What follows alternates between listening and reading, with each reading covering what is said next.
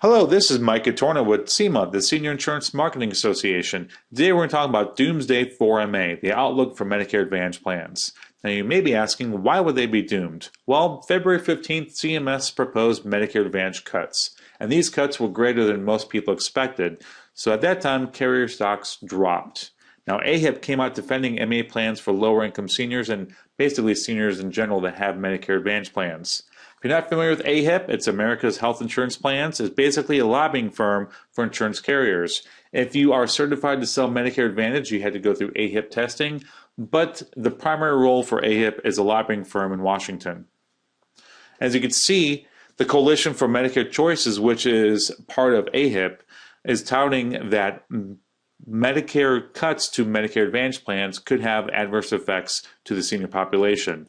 The top blue bracket, or top blue box, CMS recently proposed a 2.3% reduction in MA payments for 2014. But the biggest graphic here, or the most impactful graphic, is the impact on seniors. $50 to $90 average per month premium increase and or benefit reduction. So they're saying that if all these cuts go through, it's going to have adverse effect on seniors. So what exactly do these cuts look like? Well, we looked at the 2.3 funding cut on MA plans on the last graphic. However, there's also a 2.4% ACA premium tax, or Affordable Care Act tax. And this is a new tax on health plans. A 1.5% encoding intensity, which alters the payment on certain codes that MA plans use, or medical codes. There's also a potential 85% MLR, which is medical loss ratio. What that means is for every dollar that the carrier brings in, 85 cents or 85% must be spent on clinical services.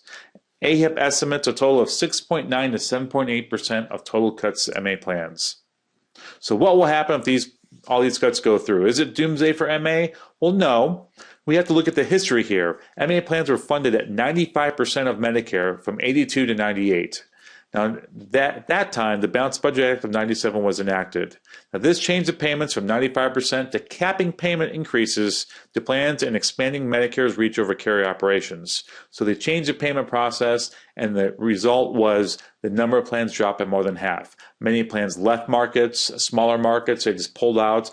Some plans just left the MA business altogether. That was until the Medicare Modernization Act of 2003. Now, this resulted in the creation of Medicare Advantage plans and, of course, Part D plans as well.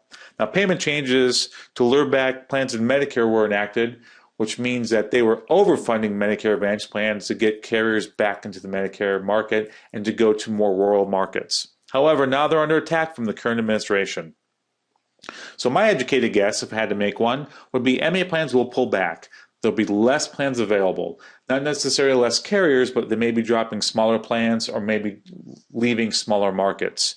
Premiums and or copays will rise, so we'll have those zero premium plans or plans that refunded.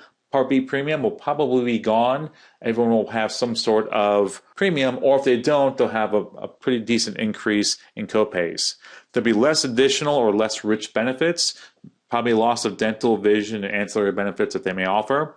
It'll look like a pre-MMA landscape. If you remember back in the early 2000s, the majority of MA sales, or at that time Medicare Plus Choice sales, came from a captive sales force. So your carriers had their own sales force out there selling Medicare Advantage plans. The broker market wasn't as involved in Medicare Advantage. However, now that brokers all know about Medicare Advantage, I see them more influential in the future, maybe not the sales volume that they produced in the past couple of years. So timeline for this, CMS is allowing comments to be considered prior to the ruling. Hence, AHIP is out beating their drum saying don't cut as much. April 1st is a day that they could come out with the 2014 rates. We're looking at about a month before we know exactly how the plans will be affected by the cuts. So what do you think? This is obviously a recorded section of the webinar. If you want to see what happened on the live chat, it is listed below this video for you to review. If you have questions, comments, concerns, feel free to use the forum or the blog to say your piece or to ask questions to other SEMA members. Thank you.